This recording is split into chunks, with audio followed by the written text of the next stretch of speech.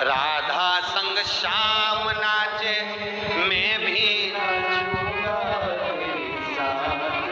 शंकर भगवान पार्वती से कह सकते हैं कि मैं चलूं ब्रज की रज में, अगर भगवान कृष्ण प्रगटे हैं ब्रज की रज में, अगर मेरा कन्हैया आया है तो मैं भी दर्शन करने के लिए जाऊंगा। बस आपके भीतर भी यह भाव होना चाहिए। अपने नगर में अगर शिव महापुराण की कथा है, कुबेरेश्वर धाम से भोले बाबा खुद शिव पुराण के रूप में आए हैं, तो मैं भी दर्शन करने के लिए जाऊं। मैं भी दर्शन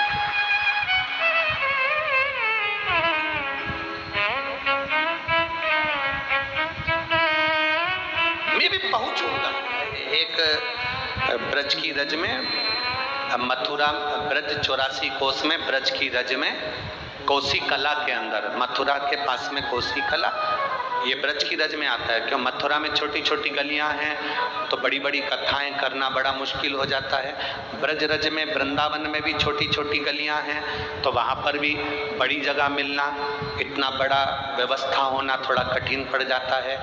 गोकुल में भी छोटी छोटी जगह है, बरसाने में भी छोटी छोटी गलियां हैं तो बड़ी बड़ी व्यवस्था करने में थोड़ा समय लग जाए, जगह नहीं मिल पाए। इसलिए ब्रजवासियों के लिए, पूरे ब्रज में रहने वाले ब्रज के निवासियों के लिए, उत्तर प्रदेश के सुख में मथुरा जिले के अंदर, मथुरा के बिल्कुल नज़दीक में कोसी कला में 3 नवंबर से 9 नवंबर तक, कार्तिक के महीने में, जिस कार्तिक के महीने में भगवान कृष्ण ने गोवर्धन पर्वत उठाया, बंसी बजाकर गऊएं चराई, ऐसे कार्तिक के महीने में भगवान शंकर की और भगवान कृष्ण की अविरल कथा 3 नवंबर से 9 नवंबर तक 2 बजे से 5 बजे तक कोसी कला में सुनने को मिलेगी।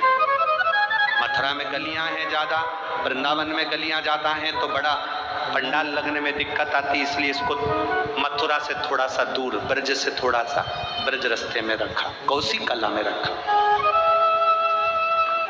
मन करे अपनी चित्त वृत्ति में, अपने आनंद में श्रवण जाओ, झूठ और प्रपंच की जिंदगी से दूर हो जाओ। हम तो यहां पर भी कहेंगे, जो 7 दिन 5 दिन माताएं पंडाल में बैठकर कथा सुनती हैं। एक माता जी ने एक पत्र में लिखा था कि मैं यहाँ पास के गांव की हूँ और लोग बिस्कुट बांटने आते हैं या कोई सामान देने आते हैं तो यहाँ पर लोग एक एक की जगह 2-2 3-3 ले लेते हैं। हम भी हमारे विश्वास के साथ कहते हैं, जो 7 दिन कथा सुनने के लिए यहाँ आई हैं या 7 दिन अगर कोई कथा सुनने आया है, वो व्यक्ति बाहर निकलकर कभी कुछ लेने भी नहीं जाता। यहाँ कोई आ जाता है तो दे देते हैं और एक के सिवाय दूसरा लेते नहीं है। वो तो दूसरे होंगे जो 2-2 3-3 बार लेकर चले जाते हैं। जो कथा का श्रोता होता है, जो कथा सुनने वाला होता है, वो हैं जिन्होंने 7 दिन तक पंडाल को छोड़कर खाना खाने भी नहीं गई, केवल पंडाल में बैठी रही। अपने घर से थोड़ा ठेहुआ बनाकर लाई थी, थोड़ा सा चावल के आटे को शक्कर में मिलाकर, गुड़ में मिलाकर बना के लाई, नमकीन बना के लाई, थोड़ा मुरमुरे लेकर आ गई, वो ही खाकर उसने 7 दिन निकाल कर कथा सुन ली। यहाँ पंडाल में ऐसे भी बैठे। ये तो वो होंगे जो केवल खाने के लिए आते हो या दिखावे के लिए आते हो या काम बिगाड़ने आते हो। पर जो श्रोता है, शंकर भगवान की कथा को सुनने वाला जो होता है, वो तुम्हारे पास पहुंचता ही नहीं है। वो तो बैठा रहता है। आप आ गए तो पानी का पाउच दे गए, आप आ गए तो बिस्कुट दे गए, आप आ गए तो खिचड़ी दे गए। उन्होंने लिया, पाया और अपने झाड़ू लगाई, अपनी दरी बिछाई और अपने आनंद पाया।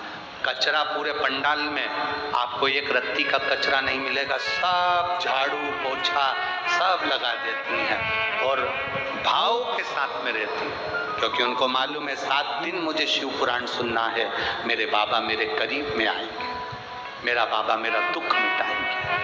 तो भाव से आते हैं, निर्मल स्वभाव लेकर,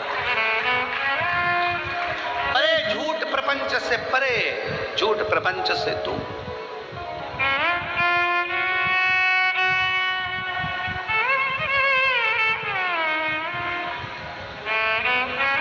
अच्छा किया आपने, बाबा अच्छा देने वाला। एक बार माता पार्वती जी को लेकर भगवान देवादिदेव महादेव भ्रमण के लिए गए।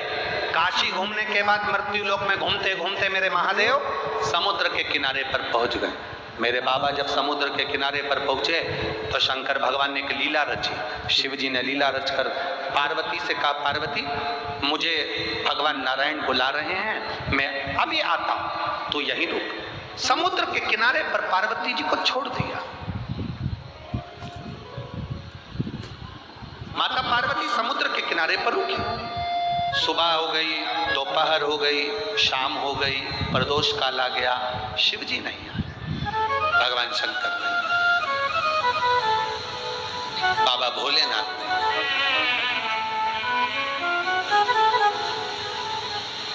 इंतजार कर रही है मां। रात होने लगी, पार्वती को याद आया आज तीज का व्रत है मेरा, आज मेरा तीज का व्रत है। और तीज का व्रत है, पार्वती को याद आया कि आज मेरा तीज का व्रत, प्रभु तो आए नहीं। समुद्र की रेत का शिवलिंग बनाया, बालू रेत का, और पार्वती जी ने उस बालू रेत के शिवलिंग को बनाकर उसका पूजन जो सामान मिल गया उससे कर लिया, जो मिला उससे वो पूजन कर रहे।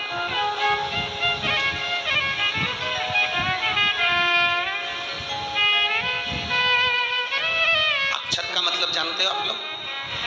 जम के तो बोलो। चावल, चावल का जो एक दाना होता है, चावल का जो एक दाना, जो अक्षत चावल का जो दाना होता है, मान लो तुम्हारे पास में बेलपत्री नहीं है, मान लो पंडित जी बोल रहे हैं बेलपत्र चढ़ाओ, पुष्प चढ़ाओ, लाल पुष्प चढ़ाओ, दुर्वा चढ़ाओ, तुम्हारे पास में कोई सामान अगर नहीं है तो शिव महापुराण की कथा कहती है एक चावल का दाना, तुम जो पंडित जी बोल रहे हैं कि बेलपत्र चढ़ाओ, नहीं है, चावल का दाना चढ़ा दिया। पंडित जी ने बोला तुम्हारे पास में ये चढ़ा दो, वो चढ़ा दो, तुमने एक एक चावल का दाना, पंडित जी कहते रहे फूल चढ़ाओ, चावल का दाना चढ़ा दिया, रौली चढ़ाओ, चावल का दाना चढ़ा दिया, नहीं है, चावल का दाना चढ़ा दिया। अक्षत का मतलब ये होता है कि जो चावल का दाना आप चढ़ा रहे हो उसका मतलब होता है कि शंकर भगवान की पूजन में सारा साहित्य, एक चावल के दाना चढ़ाना मतलब सब चढ़ जाए, एक अक्षत सब कुछ समर्पित कर देता है। सब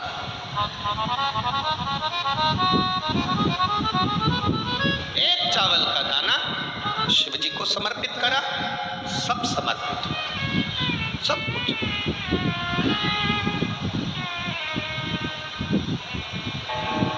यहाँ पर एक भाई यहाँ पर बैठे हैं, रोज सेवा में भी लगे रहते हैं।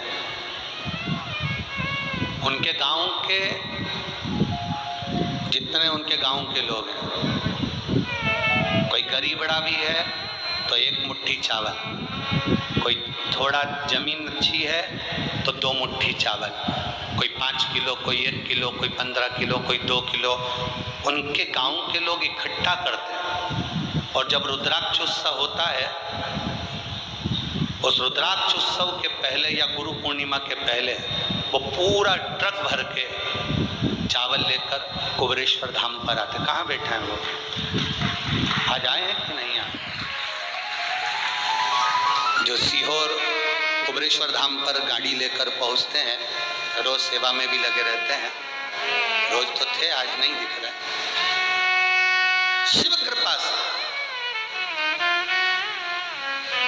शंकर की उदारता से एक चावल का दाना भी अगर आपका शिव को चढ़ रहा है, आप मंदिर में जाकर एक चावल का दाना चढ़ा रहे हो, तो ये मानकर चलना कि वो अक्षत, मतलब आपने रोली नहीं चढ़ा पाए, जल नहीं चढ़ा पाए, दूध नहीं चढ़ा पाए, दही नहीं चढ़ा पाए, शहद नहीं चढ़ा पाए, घी नहीं चढ़ा पाए, आप दिया नहीं लगा पाए, मतलब एक चावल का दाना शंकर के शिवलिंग पर चढ़ गया, मतलब आपने सब कुछ देवाधिदेव महादेव को समर्पित कर दिया, सब कुछ दे दिया।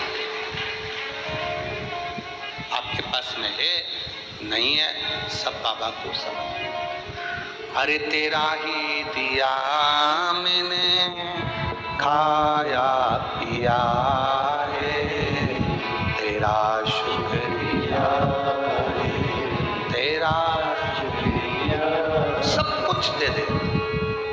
एक चावल के दाने में वो बल होता है कि भगवान कृष्ण आधा चावल का दाना मुख में लेते हैं और 10,000 ब्राह्मण का पेट भर देते हैं।